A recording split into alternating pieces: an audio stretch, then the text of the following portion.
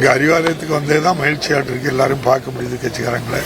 சட்டமன்றத்தில் ஜனநாயகத்தை நிலைநாட்டி இருக்கு. நம்முடைய மாண்புமிகு முதல்வர் சட்டம் ஒழுங்கா கையில் வச்சுக்கிட்டு இவ்வளவு சிறப்பாக செயல்படுறதுனால தான் அமைதி பூங்காவாக தமிழ்நாடு இருக்கு. வர முடியாது, அந்த வாய்ப்பு இல்லை. ஏற்கனவே இது 2வது முறையாட்டு அறிவாலயத்துக்கு ஏற்கனவே கேட்பு மனு கொடுப்பதற்காக ஒரு நாள் வந்தோம். நேர்காணலுக்கு வந்திருக்கோம். இங்க அறிவாலயத்துக்கு வந்தேதான் மகிழ்ச்சியாட்டு இருக்கு. எல்லாரும் பார்க்க முடியுது கட்சிக்காரங்களை, தலைவர்களை பார்க்கறது மகிழ்ச்சியாட்டு இருக்கு.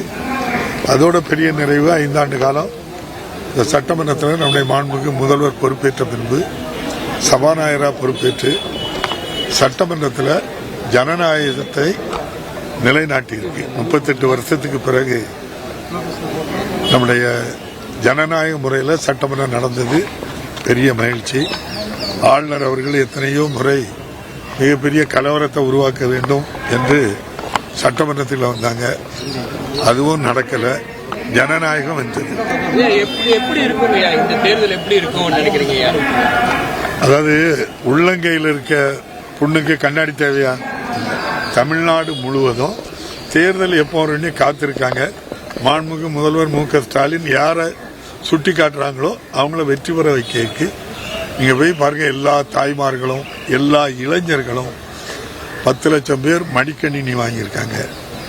12 லட்சம் பேர் மாதம் 1000 ரூபாய் வாங்கி படிச்சுக்கிட்டு இருக்கிறாங்க. விடியல் பயணத்தில் தினம் 57 லட்சம் பேர் பயணிக்கிறாங்க. 1,31,00,000 பேருக்கு மாதம் 1000 ரூபாய் வருது. மாண்புமிகு முதல்வர் மகராசன் எங்களுக்கு தாராரு. அந்த பெண்கள் சொல்றது, என் பிள்ளை கூட இதை விட நிறைய சம்பளம் வாங்கின பிள்ளை கூட 1 ரூபா தரமுண்டா. மகராசன் 15ஆம் தேதினா என் அக்கௌண்ட்ல பணம் வந்துருது. அந்த மகராசனுக்கு நாங்க உழைக்க தயாரா இருக்கிறோம். தேர்தலில் யாரை சுட்டி காட்டினாலும் நாங்களே வீடு வீடா போய் ஓட்டு கேட்க தயாரா இருக்கோம்னு சொல்லி மாண்புமிகு முதல்வரால் பயனடைந்தவர்கள் நம்முடைய மாணவ செல்வங்கள் உட்பட எல்லோருமே நம்முடைய மாண்புமிகு முதல்வர் மீண்டும் முதல்வராக வேண்டும், 1000 ரூபாய் 2000 ரூபாய் தர நம்முடைய மாண்புமிகு முதல்வர் ரெடியாக இருக்காங்க அப்படின்னு சொல்லி மீண்டும் மாண்புமிகு முதல்வர் நம்முடைய முதலமைச்சர் ஆசனத்தில் அமர்வார். நிச்சயமாக மக்களுக்கு நல்லது தொடர்ந்து நடக்கும். எதிர்கட்சிகள்லாம் நிறைய பேர் வந்து இந்த லா அண்ட் ஆர்டர் சிச்சுவேஷனை காட்டுறது, இதை காட்டுறது, அப்புறம் 3வது ட்ரெண்டா வந்து விஜய் வராருங்கிறத சொல்றது, இதெல்லாம் எப்படி பார்க்கறீங்க? சட்டம் ஒழுங்கு தமிழ்நாட்டில் சிறப்பாக இருக்கிறதுனால தான் வெளிநாடுகளில் இருந்து நிறைய நிதி வந்திருக்கு. பல லட்சம் பேருக்கு வேலை வாய்ப்பை கொடுக்கக்கூடிய மாநிலம் தமிழ்நாடு.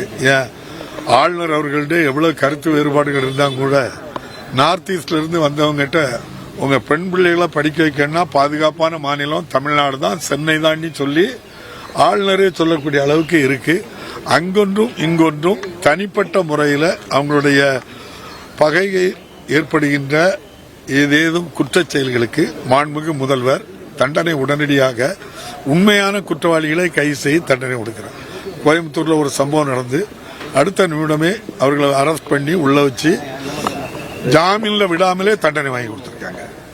அதனாலதான் இவ்வளவு நம்முடைய மாண்புமிகு முதல்வர் சட்டம் ஒழுங்கா கையில் வச்சுக்கிட்டு இவ்வளவு சிறப்பாக செயல்படுறதுனால தான் அமைதி பூங்காவாக தமிழ்நாடு இருக்கு. நன்றி. நேற்றைய தினம் முன்னாள் அமைச்சர் சி.வி. சண்முகம் பெண்கள் குறித்து ஒரு கருத்தை தெரிவிச்சிருக்காரு. முதலமைச்சருடைய திட்டத்தை அவர் மிக கேவலமா பேசியிருக்காரு. ஒரு நடிகையை வச்சு பேசி அந்த இடத்துல இல்லாத அவங்களுடைய தராதரத்தை காட்டுது. நன்றி.